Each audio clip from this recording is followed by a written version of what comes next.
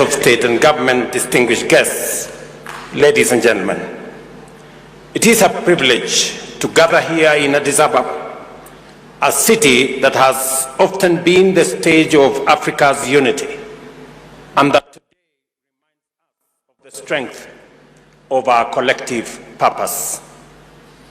I thank Ethiopia for its generosity in hosting us and for carrying forward the spirit of Nairobi into this second Africa Climate Summit. 2 years ago, I had the honor of welcoming you to the inaugural Africa Climate Summit in Nairobi. Then, we looked ahead to a future of possibility, of global collaboration and resilient prosperity and inclusive growth for Africa. In Nairobi, we introduced a bold new perspective of Africa as a continent of opportunity and source of solution, not just a victim.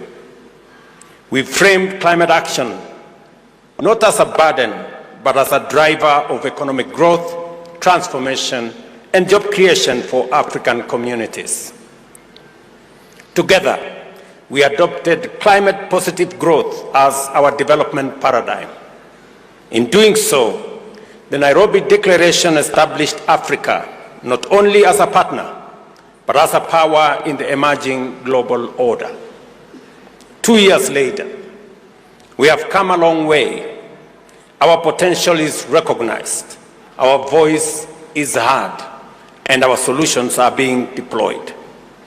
From green infrastructure and climate-smart agriculture to landscape restoration, waste management, and even cutting-edge technologies like direct air capture. Across the continent, African entrepreneurs and communities are innovating and building resilience from the ground up. Yet, while progress has been made, the world around us is changing fast. Global interconnectedness is deepening, but so too is the temptation to retreat into narrow self-interest, transactional partnerships, and short-term gains.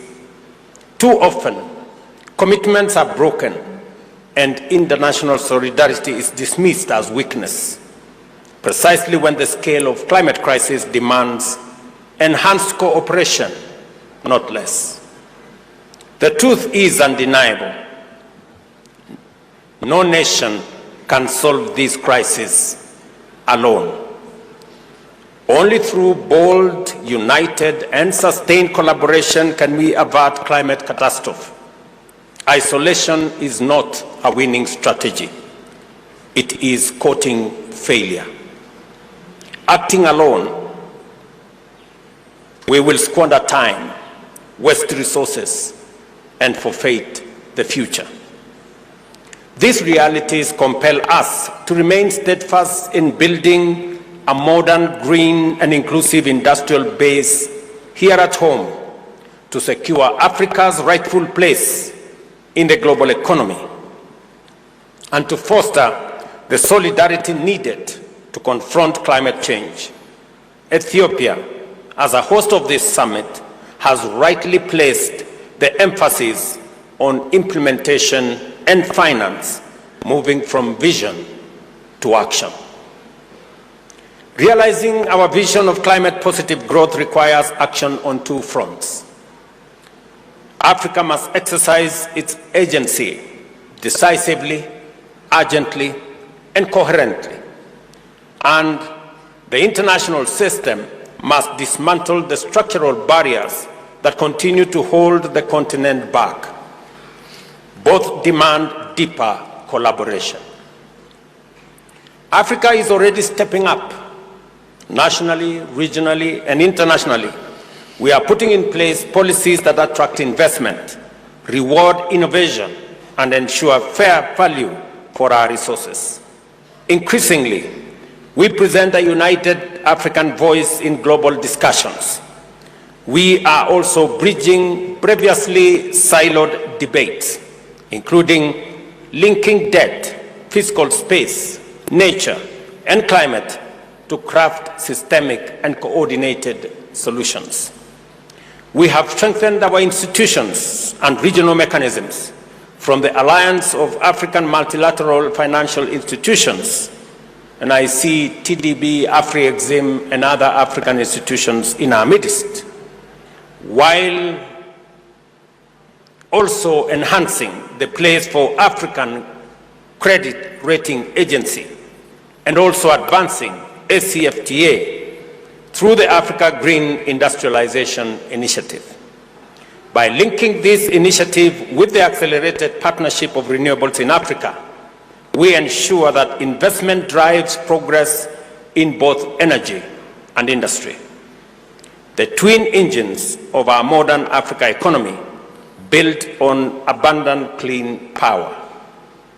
Still more, ladies and gentlemen, must be done, including deepening fiscal discipline, accelerating trade integration, mobilizing African institutions' capital, investing in knowledge, and improving governance.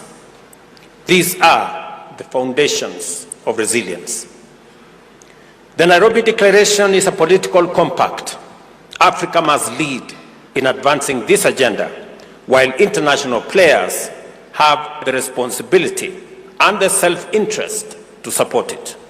Success will depend on both sides. Africa delivering at home, and the global system opening space where Africa's climate, business, and development goals converge.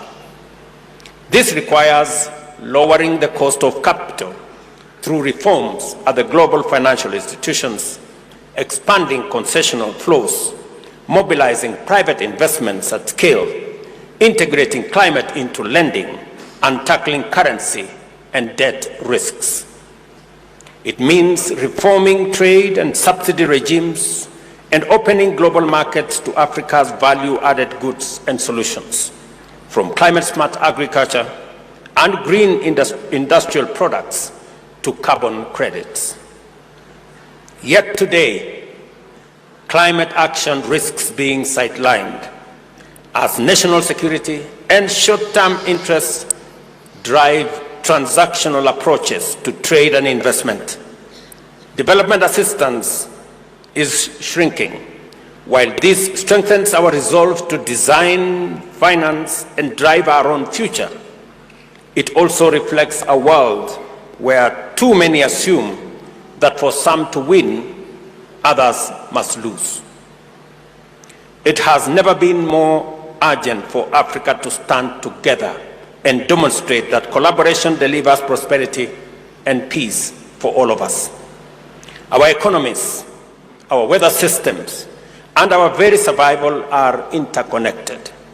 We must focus on win-win solutions because they do exist and they are firmly within reach. That is why we are here to celebrate our achievements since the first Africa Climate Summit in Nairobi, confront challenges with unity, hold ourselves accountable, and inspire one another to greater action. We captured that spirit in the report we released today.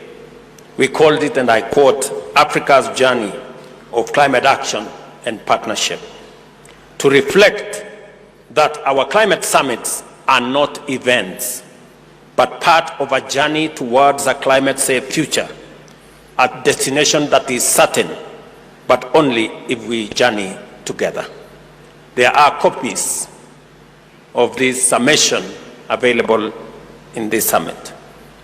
This journey, ladies and gentlemen, also includes our global partners, who must be held accountable not only to us, but to the future of humanity. From this Addis Ababa, home of humanity, our ancestors ventured into the world. Today, from this same home, let us offer transformative solutions to preserve the human family.